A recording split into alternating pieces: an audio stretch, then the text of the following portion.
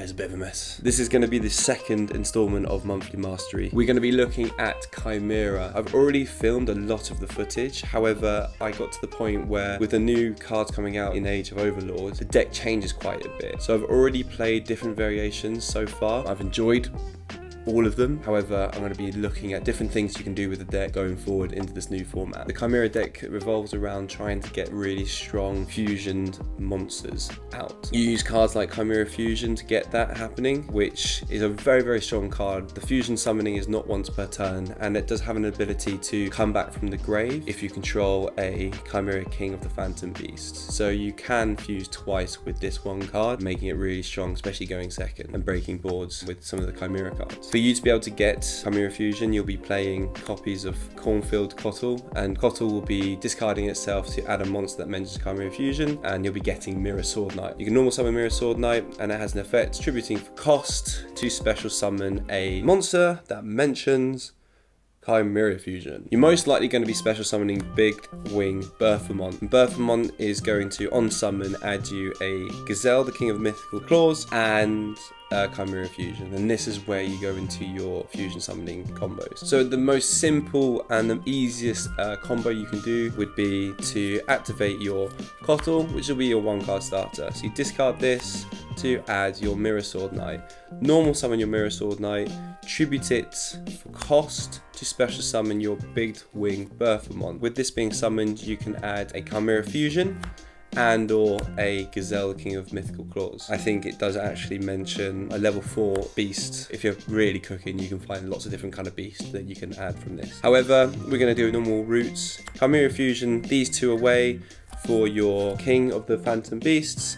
In this scenario, you've got lots of chain links. You're going to be doing chain link 1, Gazelle to add an illusion, which will be going for Cottle. Chain link 2, Big Berthamont will be special summoning Mirror Sword Knight because it special summons an illusion from grave. And then chain link 3, Chimera the Phantom Beast will be ripping a card in your end phase of your opponent's hand. Then you get to add back the Chimera Fusion. So you set this, you've added a Cottle from your deck via Gazelle, and now you have in your opponent's turn, you have a line into your big Guardian Chimera. So in this situation, you'd be popping 2 monsters and drawing 1 card.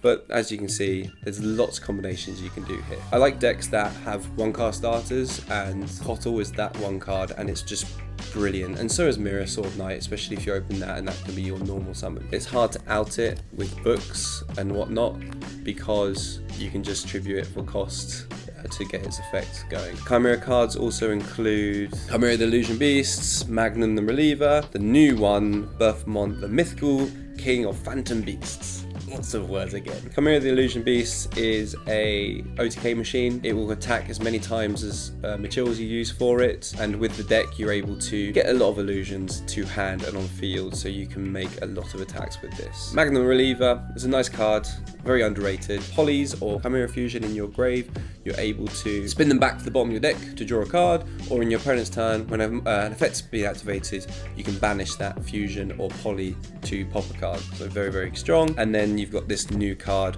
which can get very tasty. So on summon you can foolish a fiend, illusion or beast from your deck, and it can get really spicy when you're foolishing Barrier Statue, the dark one, or End of Anubis, because you're able to get those back out with the secret hidden effect of Chimera the King of Phantom Beasts. So lots of looping here, lots of hand advantages. That's another reason why I picked this deck up.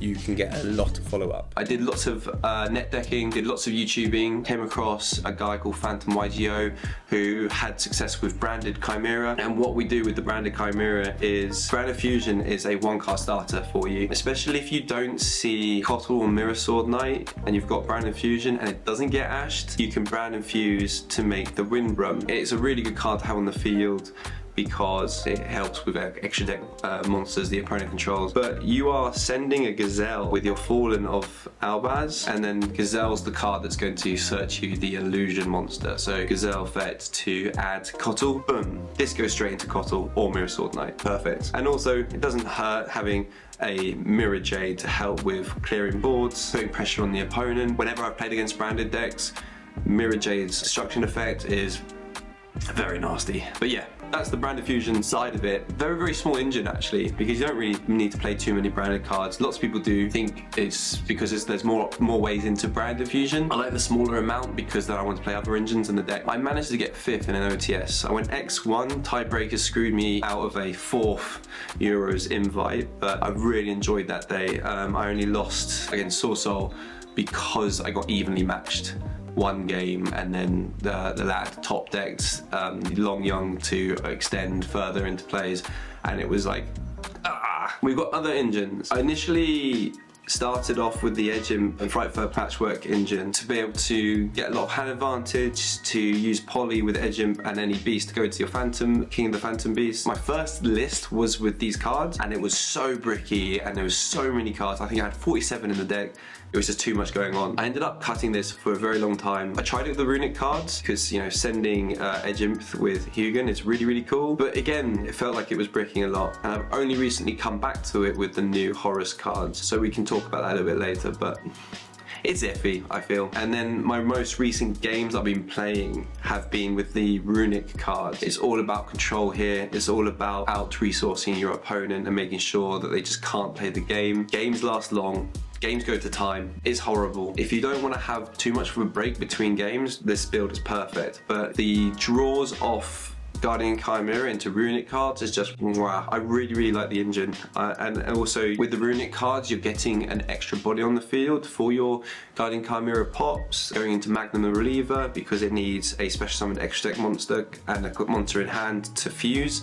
And that's quite nice to have. But yeah, it's all about control. The issue is with this engine is it doesn't have many non-engine cards space. With the Sprite runics, you have quite a bit, between like 6 and 9. With this, you go runic cards and Chimera cards, and that sometimes is not enough for people. They need their hand traps or they need their lava golems or whatnot. This deck can't play that. It's seeing a lot of success though. I really enjoyed it. I have some local gameplay with it. However, because of the new set, Age of Overlord, I'm changing the Chimera deck up again. Before I say anything about that, I tried the Tri Brigade cards.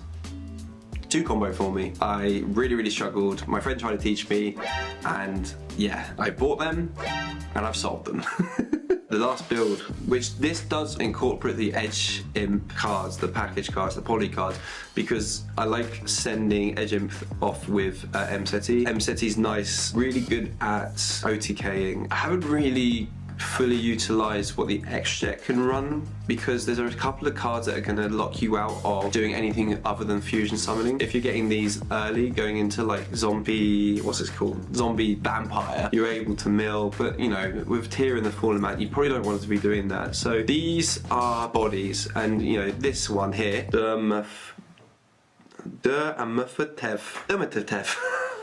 is a beast. So I think a lot of the cards that you can send, like you can send bricks to get your King Sarcophagus and get that extra draw.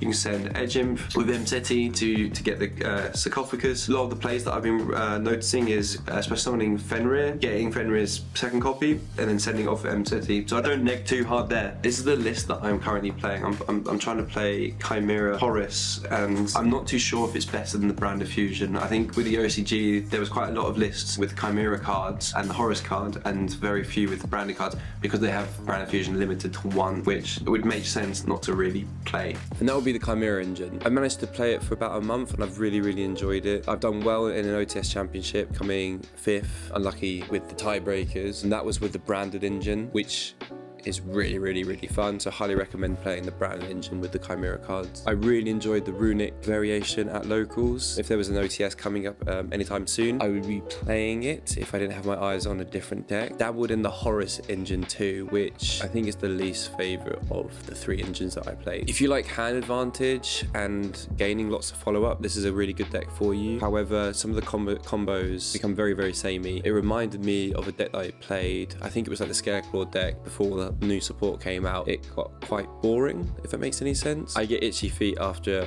a couple of months of a deck, so I have to change. So grateful to have learned how the deck plays, all the choke points when I play against it. This is the most important part of why I make these videos, so I understand those choke points. Hopefully I don't lose to a Chimera deck anytime soon. It loses quite hard to a really well timed Ash and Imperm, but most decks do. It loses really hard to D-Barrier, but with the Runic cards and the Horus cards, you can play around that pretty well. The deck is brilliant for budget players. The majority of the cards are at low rarity. I think only the fusions, a couple of the fusions which are ultra rare and above, are expensive, but for a whole deck core that costs £25, you won't be going much wrong, especially with a deck that you could do really well in OTS championships with and regionals with.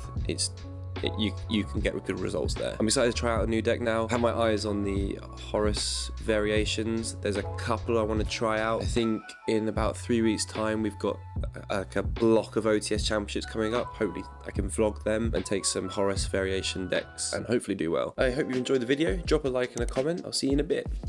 Peace.